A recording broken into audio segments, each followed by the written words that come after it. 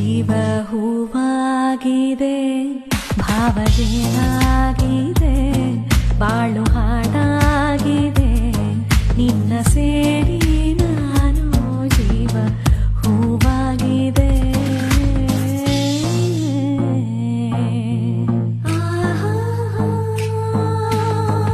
ಇನ್ನು ನಿನ್ನಾಸೆ ನನ್ನಾಸೆ ಒಂದೇ, ಎಂದು ನಾವಾಡೋ ಮಾತೆಲ್ಲ ಒಂದೇ, ಬಯಕೆಯೋ ಒಂದೇ, ಗುರಿಯೊಂದೇ, ಬಯಕೆಯೋ ಒಂದೇ, ಗುರಿಯೊಂದೇ.